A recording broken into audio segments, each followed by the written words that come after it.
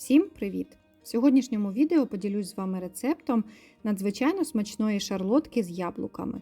Це класичний рецепт, який, я впевнена, відомий багатьом. Детально розкажу і покажу, як приготувати шарлотку, щоб вона завжди була пишною, з дуже апетитною хрумкою скоринкою зверху. Все, як завжди, дуже просто та швидко. Тож, кого зацікавив рецепт, це відео для вас. Готуємо. Для початку приготуємо тісто. Для цього в глибоку тарілку розбиваємо 3 яйця середнього розміру. Далі всипаємо 150 або 200 г цукру, якщо любите солодше. Та 1 пакетик – це 10 г ванільного цукру. Обов'язково ще додаємо дрібку солі для балансу смаку. Тепер збиваємо всю масу міксером на високих обертах до посвітління та пишності яєць. Завдяки такому способу наша шарлотка вийде з дуже апетитною хрумкою скоринкою. Загалом весь процес збивання в середньому займає до 5 хвилин.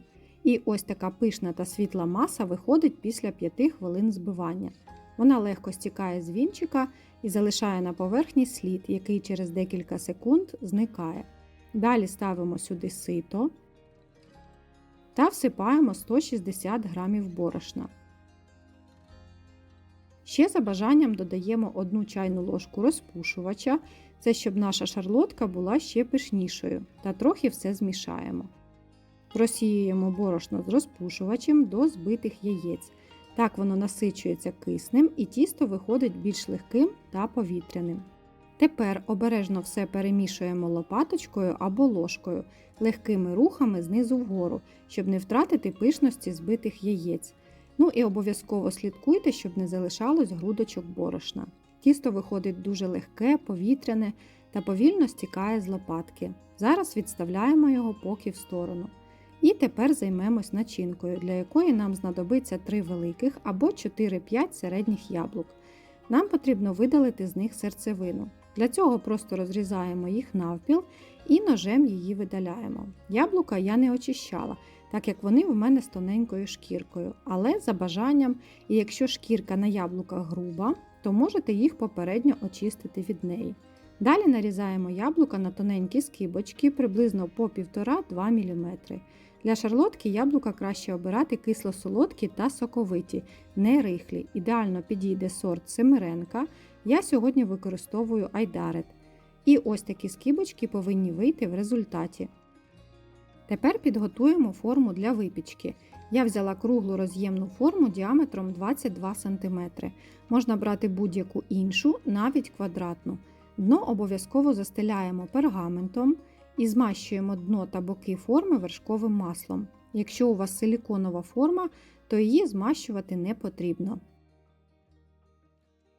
Ще всипаємо сюди трохи борошна, буквально пів столової ложки, і рівномірно його розподіляємо по дну та бокам форми. Робимо так звану французьку сорочку, щоб наш пиріг потім легко виймався. Зайве борошно струшуємо, воно тут не потрібно. За бажанням посипаємо дно форми цукром, якщо ваші яблука з кислинкою. 1 столової ложки буде цілком достатньо. І тепер викладаємо яблука. Є декілька варіантів, як це можна зробити. Щоб ваш пиріг вийшов гарним зверху, то можна ось так скласти яблука один до одного, роблячи щось схоже на віяло, і викласти по колу, починаючи від центру і поступово рухаючись до країв, поки повністю не заповнимо все дно форми. Є й інший, більш простіший варіант, який зекономить ваш час. Просто висипаєте всі нарізані скибочки яблук в форму і трохи руками розрівнюєте, щоб вони лежали рівномірним шаром. Також замість яблук ви можете використати груші твердих сортів, абрикоси, персики або навіть сливи. І ось така краса виходить. За бажанням, хто любить, можна яблука зверху посипати ще чайною ложечкою кориці. Вона надасть яскравий аромат. Далі викладаємо наше тісто і, звичайно, не забувайте про вподобайку під цим відео, якщо вам сподобалось, та підписку. Буду вам дуже вдячна.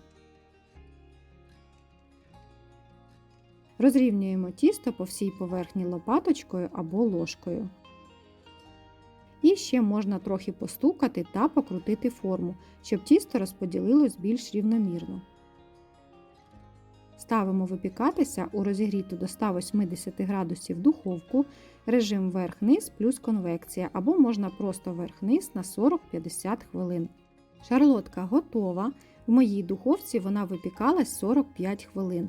Обов'язково перевіряйте готовність дерев'яною шпажкою по центру. Вона повинна виходити повністю сухою.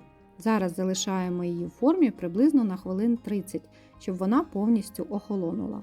Тепер можна пройтись по краям форми ножем, щоб пиріг легше виймався. Далі обережно знімаємо кільце.